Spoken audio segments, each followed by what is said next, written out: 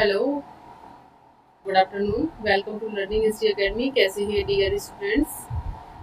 आप लोगों को पता होगा कि आपकी यूजीसी नेट के फॉर्म आ गए हैं, एप्लीकेशन फॉर्म आ गए हैं कल। और जिन बच्चों ने नहीं देखा है वेबसाइट पर जाकर चेक कर लें। और एग्ज़ाम की जो एप्लीकेशन फॉर्म फिल करने की जो डेट है वो 29 अप्रैल से लेकर 20 मई तक है, यानी कि आपको पूरा 20 डेज़ का टाइम मिला है एप्लीकेशन फॉर्म फिल करने का। अच्छे से फॉर्म फिल कीजिए, ध्यान से। करेक्शन का आपकी बारी ना आए कि आपको करेक्शन करना पड़े। वन टाइम में ही आप अच्छे से फॉर्म को फिल कीजिएगा। आप अपनी कैटेगरीज वाइज अपने फॉर्म को अच्छे से फिल कीजिए, ठीक है। और यूपी पीजीटी वालों के भी एडमिट कार्ड आने वाले हैं, उनकी भी इंफॉर्मेशन आ गई है। नोटिस आ गया है कि 9 और 10 मई को एग्जाम है पीजीटी वालों के, यूपी पीजीटी वालों के। और उनके जो एडमिट कार्ड हैं वो 6 मई तक आ जाएंगे आपकी, ठीक है। आगे फिर उसके बाद टीजीटी के एग्जाम हैं। तो जी, जो बच्चे हिस्ट्री से तैयारी कर रहे हैं यूजीसी नेट में, पीजीटी में, टीजीटी में, वो लोग लर्निंग हिस्ट्री एकेडमी चैनल को डेली देखिएगा। उस पर डेली क्लास मिलेंगी आपको, पीवाईक्यू डेली लेकर आती हूँ मैं। तो प्लीज़ चैनल को लाइक शेयर और सब्सक्राइब करते रहिए, जिससे आपको ना क्लास मिलती रहेंगी डेली, ठीक है। चलिए हम अपनी क्लास को स्टार्ट करते हैं। क्वेश्चन नंबर 1 क्या कह रहा है? क्वेश्चन नंबर 1 कह रहा है, ईस्ट इंडिया कंपनी ने मुख्य रूप से डॉट डॉट के लिए बंगाल से दीवानी राजस्व का उपयोग किया। बताइए। ऑप्शन नंबर ए, भारत में सूती और रेशमी कपड़ों को खरीदने के लिए। ऑप्शन नंबर बी, ब्रिटेन ने इनके सूती शहमार भंडारों की भरपाई करने के लिए। सोने और चांदी के भंडारों को संचित करने के लिए। ऑप्शन नंबर सी, पुल और सड़कें बनाने के लिए। Option number D, school college और विश्वविद्यालय बनाने के लिए। तो आंसर इसका, क्वेश्चन नंबर 1 का आंसर क्या सही जाएगा? तो इसका जो आंसर जो जाएगा आपका, ऑप्शन नंबर ए सही जाएगा, भारत में सूती और रेशमी कपड़ों को खरीदने के लिए। तो जिन बच्चों ने इतिहास में तैयारी अच्छे से कर ली है, 1 महीने का टाइम है, अच्छे से अपना स्कोर चेक कीजिएगा, ठीक है।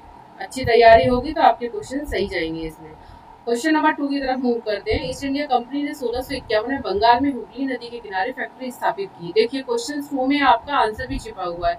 ईस्ट इंडिया कंपनी ने 1651 में बंगाल में हुगली नदी के किनारे फैक्ट्री स्थापित की थी। क्वेश्चन पूछा जाता है कौन सी नदी के किनारे? 1651 में हुगली नदी के किनारे फैक्ट्री स्थापित की थी। तो बताइए इसका आंसर क्या होगा? इसका जो आंसर होगा, ऑप्शन नंबर ए, इंग्लैंड को निर्यात करने हेतु सूती कपड़े के उत्पादन के लिए। ऑप्शन नंबर बी, मसालों को खरीदकर उन्हें इंग्लैंड भेजने के लिए। ऑप्शन नंबर सी, स्थानीय किसानों से नील खरीदकर उसे इंग्लैंड भेजने के लिए। ऑप्शन नंबर डी, एक आधार स्थापित करने के लिए जहां से अपना काम चला सके। तो इस क्वेश्चन का, क्वेश्चन नंबर 2 का जो आंसर होगा, option number D will be the correct answer होगा, ठीक है। मूव करते हैं क्वेश्चन नंबर 3 की तरफ। 3 क्वेश्चन क्या बोल रहा है आपको? क्वेश्चन नंबर 3, भारतीय इतिहास को प्राचीन, मध्य और आधुनिक कालों में विभाजित करने में समस्याएं भी हैं। निम्नलिखित में से वह समस्याएं कौन सी और किसने क्रिएट की थी ये समस्याएं? देखिए भारतीय इतिहास को ना, इतिहास को हम ना अध्ययन के अकॉर्डिंग हम इसको 3 भागों में डिवाइड करते हैं, प्राचीन, मध्य और आधुनिक इतिहास। इसी तरीके से तो पढ़ते हैं ना सभी लोग, इतिहास की तैयारी करते हैं तो प्राचीन इतिहास, मध्य इतिहास, आधुनिक इतिहास, एंशियंट, मिडिवल और मॉडर्न, इस तरीके से तो पढ़ते हैं आप, ठीक है। तो इसमें क्या क्या समस्याएं आई थी? देखिए ऑप्शन क्या बोल रहा है। ऑप्शन नंबर ए, यह संकल्पना पश्चिम से ली गई, जहां आधुनिक काल विज्ञान, तर्कना, लोकतंत्र, स्वतंत्रता और समानता से संबंधित है। ऑप्शन नंबर बी, भारतीय इतिहास में प्राचीन काल और मध्यकाल तथा आधुनिक काल में अंतर की स्पष्ट रेखाएं प्रतीत होती हैं। ऑप्शन नंबर सी क्या बोल रहा है, त्रिविभाजन भारतीय राज्यों की क्रमिक प्रगति को दर्शाता है। ऑप्शन नंबर डी, 3 काल भारतीय इतिहास को वर्णित करने के लिए अपर्याप्त है। तो बताइए इस क्वेश्चन का आंसर क्या होगा? इस क्वेश्चन का आंसर होगा क्वेश्चन नंबर 3 का, option number A will be the correct answer, ठीक है। यह संकल्पना पश्चिम से ली गई, जहां आधुनिक काल विज्ञान, कल्पना, लोकतंत्र, स्वतंत्रता और समानता से संबंधित है, ठीक है। आइए क्वेश्चन नंबर 4 की तरफ मूव करते हैं। निम्नलिखित में से कौन सी 9वीं शताब्दी के मंदिर स्थापत्य कला का हिस्सा थे? तो क्वेश्चन नंबर 4 का जो आंसर होगा वो क्या होगा? ऑप्शन नंबर ए, यज्ञवेदी। यज्ञवेदी किसे बोलते हैं? पवित्र मंत्रों का उच्चारण करने की जगह, ठीक है। हवन कुंड, वर्ग पिरामिडाकार कुंड जिसमें अग्नि प्रज्वलित की जाती है, ठीक है। ऑप्शन नंबर सी, सजावटी द्वार। ऑप्शन नंबर डी, रंगशाला। रंगशाला किसे कहते हैं? नृत्य प्रस्तुत करने की जगह। तो क्वेश्चन नंबर 4 का जो आंसर होगा वो क्या होगा? बताइए आप लोग क्या होगा, बताइए क्या होगा? क्वेश्चन नंबर, इसका जो 4 का आंसर होगा, ऑप्शन नंबर 3 होगा, सजावटी द्वार, ठीक है। नेक्स्ट क्वेश्चन की तरफ मूव करते हैं। क्वेश्चन नंबर 5, पितरा ड्योरा थी। ऑप्शन नंबर ए भवनों को सजाने की शैली। ऑप्शन नंबर बी उत्तराधिकार की भूमिका। ऑप्शन नंबर सी यूनानी देवता। ऑप्शन नंबर डी धात्विक तकनीकी। बताइए क्वेश्चन नंबर 5 का पितरा ड्योरा क्या थी। बताइए ऑप्शन नंबर 5 का आंसर क्या है। ऑप्शन नंबर 5 का जो आंसर होगा वो क्या होगा। ऑप्शन नंबर ए भवनों को सजाने की शैली।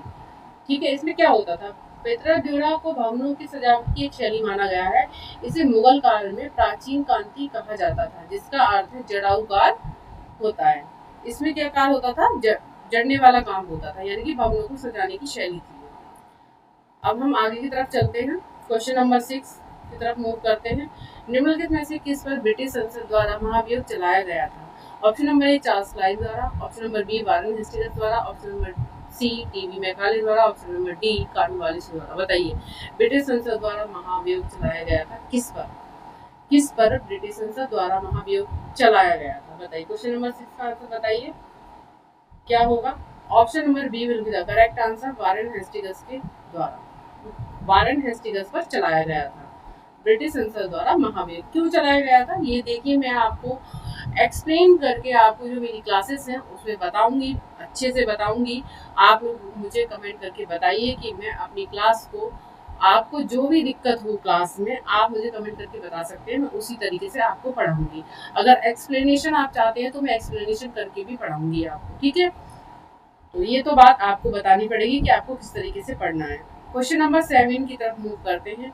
निम्नलिखित में से कौन सा राज्यों का संयोजन त्रिविभाजन संघर्ष में शामिल था।